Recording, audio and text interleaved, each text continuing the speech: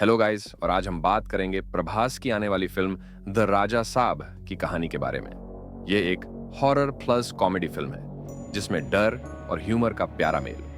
चलो शुरू करते हैं। फिल्म की शुरुआत में हम प्रभास के किरदार को देखते हैं जो अपने पूर्वज की प्रॉपर्टी, मकान और हवेली में रुचि रखता है। ये प्रॉपर्टी एक बहुत पुरानी और भूतिया हवेली हो सकती है क्योंकि ट्रेलर में यहाँ असामान्य और डरावने दृश्य दिखाए गए हैं। उसकी आर्थिक स्थिति कुछ परेशानी में है।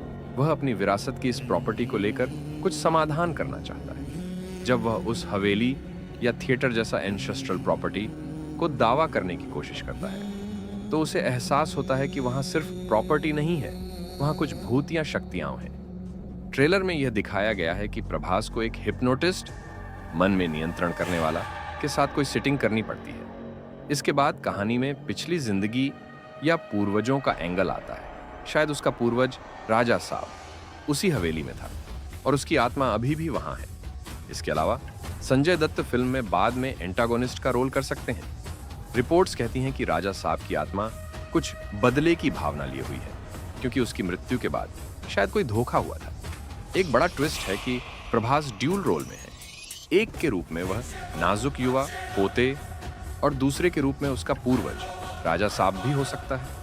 यह ड्यूल रोल दर्शकों को पिछले जमाने की कहानी फ्लैशबैक में ले जाता है जहां राजा साहब की कहानी होती है, उसके जीवन, सत्ता और धोखे की। जैसा कि रिपोर्ट्स बताती हैं, यह कहानी कुछ चंद्रमुखी जैसी हिट फिल्मों जैसा महसूस करा सकती है जहां भूत और रॉयल्टी दोनों का कॉम्बिनेशन है। इसके अलावा ट्रेलर में कुछ शानदार कॉमिक मोमेंट्स भी हैं।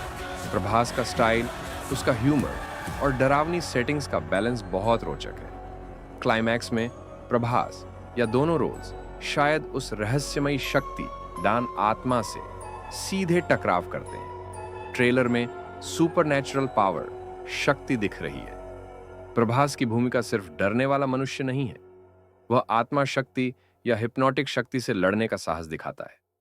यह मुकाबला सिर्फ एक भूत से लड़ने जैसा नहीं होगा। इसमें ह्यूमर, मैजिक और शायद दिल को छूने वाले भावनात्मक पल भी होंगे। फिल्म का अंत यह दिखा सकता है कि पूर्वजों और विरासत का महत्व बहुत बड़ा है। सिर्फ संपत्ति नहीं, बल्कि उनकी कहानियां, उनकी आत्मा भी मायने रखती है। साथ ही यह भी हो सकता है कि डर सिर्फ बाहरी ना होकर हमारे अंदर का भी हो और हिम्मत, स्वीकृति और बदलाव से हम उससे पार पा सकते हैं। इस हॉरर कॉमेडी मूवी का मकसद दर्शकों को डराने के साथ साथ हंसाना भी है और यह बताना है कि कभी-कभी अतीत हमारे भविष्य को आकार देता है। तो यह थी द राजा साहब की संभावित कहानी।